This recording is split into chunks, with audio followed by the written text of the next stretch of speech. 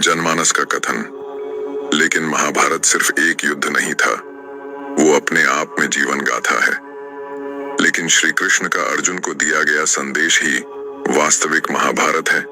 तीर तलवार तो सिर्फ मनुष्य का मनुष्य के साथ मार काट वाली स्थिति मात्र है। गीता उपदेश, जिसका जीवन में अहम योगदान है और जो जीवन में होने वाली हर घटना के बारे, स्थिति के बारे में हमें अवगत करता है कि किस परिस्थिति में हमारा क्या धर्म है। कर्मण्यवाधिकारस्ते मां फलेषु कदाचन मां कर्मफल हेतुर्भुर्माते संगो अस्तव कर्मणि आस।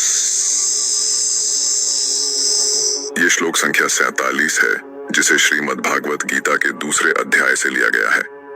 इसका प्रचलित अर्थ है, जिसे हमें आज तक बताया गया है, जानते समझते हैं, वो है कि कर्म करो या तुम सिर्फ अपना काम करो और फल की चिंता मत करो।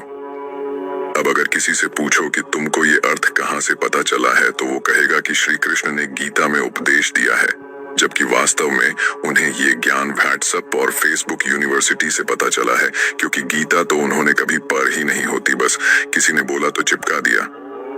कर्म आधारित इस श्लोक का वास्तविक अर्थ क्या है फिर? कर्म में ही तुम्हारा अधिकार है, कभी कर्म फल में नहीं, क्योंकि वह तुम्हारे अधिकार से बाहर है।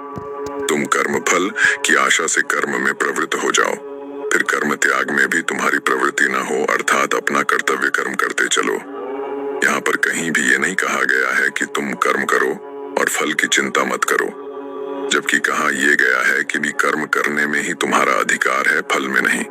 साथ ही लोग इसका अर्थ समझते हैं फल की परवाह किए बिन तुम अपना कर्म करो। लेकिन इस बारे में कोई बात नहीं करना चाहता कि श्री कृष्ण कौन से कर्म की बात कर रहे हैं, क्योंकि अगर एक बलात्कारी या चोर अगर इस श्लोक का अपने कर्म के संदर्भ में अर्थ करने लगे, तो वो भी यही बोलेगा कि मैंने तो अपना कर्म कर दिया, अब फल की चिंता क्यों करूं। इसीलिए यहाँ उस कर्म का अर्थ समझना जरूरी है जो श्री कृष्ण ने गीता में कहा है। युद्ध के मैदान में खाड़ी दीधा अर्जुन अपने स्वजनों के मोह में फंसकर अपने युद्ध के कर्म से पीछे हट रहा है। तब श्री कृष्ण उसे कहते हैं, हे अर्जुन, तुम्हें इस समय अपने सही कर्म को पहचानो और वो करो जो सही है, बिना किसी फल की चिंता किए बिना, क्योंकि जो काम सही होगा उसका फल भी सही होगा, और अगर तुमने गलत कर्म का चुनाव किया है तो फल भी गलत ही होगा। इसीलिए हे पार्थ, तुम्हारा अधिकार सिर्फ अपना कर्म करने में है, उसके फल की चिंता में नहीं।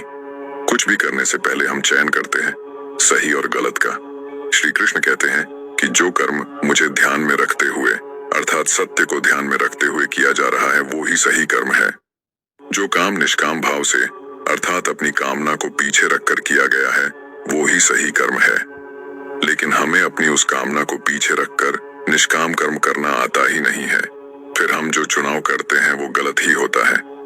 जब उस काम में डर और तनाव होता है तो श्री कृष्ण को बदनाम करते हैं और अपने मन को तसल्ली देने के लिए कहते हैं कि कर्म करो, परंतु फल की चिंता मत करो।